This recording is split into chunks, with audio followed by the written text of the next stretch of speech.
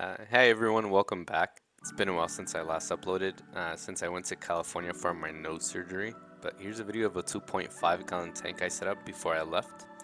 Enjoy and please let me know what y'all think at the end. Thanks for watching.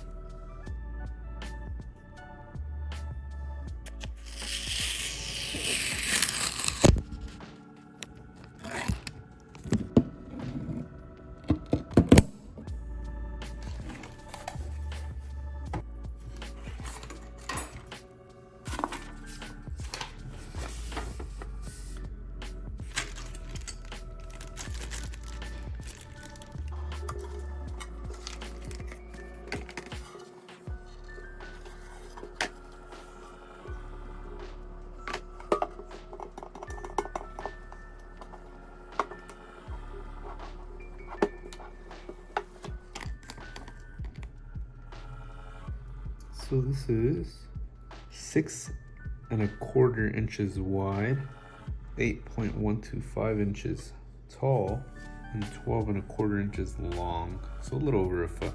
It's a pretty nice little aquarium. 2.5 gallons. Today I'm just gonna get this going. So what we're gonna do next is just take this and rinse it.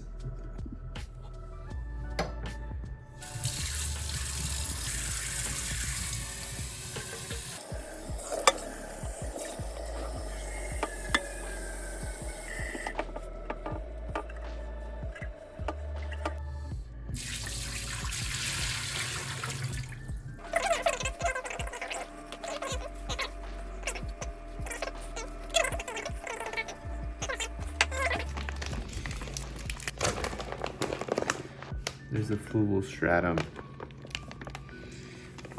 Now, for those who don't know, this is an active substrate, which means it's going to change the water chemistry. So what that means is that it's gonna buffer the pH to around 6.0. And this is fluval shrimp and plant stratum. And to be honest, from my experience, it doesn't last that long for the plants. This is really specifically made for shrimps. I like to have it usually thinner in the front, and then in the back it's a little higher, but for this tank I don't really plan on doing a whole scape, so I'm just gonna leave about an inch of soil here. And I'm gonna put in this moss tree that I had in the ADA 60F and put it into the 2.5 gallon.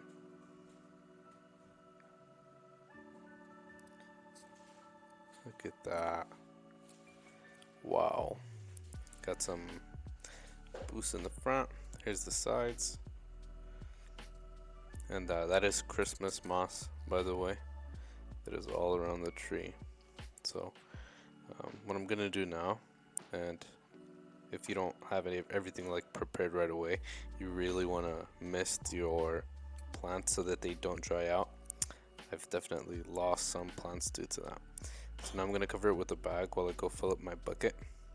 Here's my bucket, and I actually have it marked with the amount of gallons that I put in there. Since it's such like little water, I don't measure the prime, just spray it in there. And I'm gonna steal one of the chairs from our little table and use that so that I can have water suction capabilities, just because you need the hose that's in the water to be up top and the other part on the bottom. So what I'm gonna do now, I'm gonna siphon some water from this using this pipette. There it goes, as you can see. I'm gonna put my tongs there just to hold the airline tubing in place while this fills up. Now I really do have quite a bit of Anubias nana petite, as you can see here from all these pieces. Look at this large one. Wow. Some of these are medium sized, some are small, and some of them I'll be able to split up actually, and you'll see that here in a bit. But Well, overall, they've all been growing super healthy. Look at this one. Bang. Split that thing into two. And that's how you propagate it correctly. Another one. Another one. You thought we were done? Wow. Okay, now this is the crypt green gecko. I'm gonna trim off some of those stems. By stems I meant roots. And this is the crypt tropica.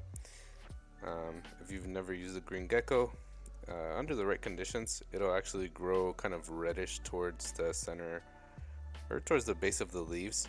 And for the crypt tropica, if you grow it correctly, it'll look nice and crispy. Let's go ahead and plant all of this anubias nana petite.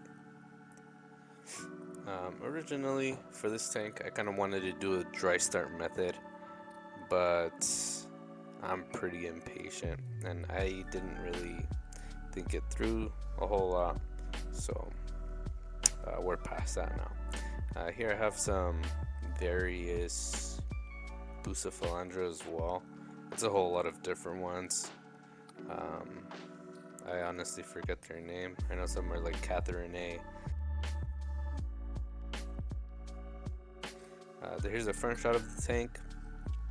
Here's a side shot as well. And here's what it looks like now. I haven't really put a whole lot of thought into it ever since I left to California. But I'm back now.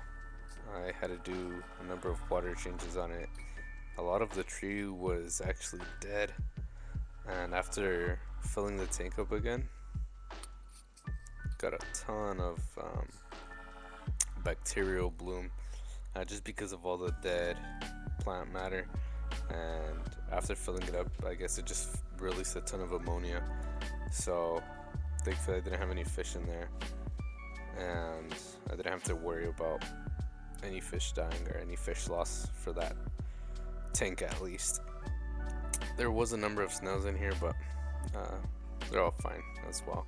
I'll probably get a pea puffer in here once it stabilizes a bit more.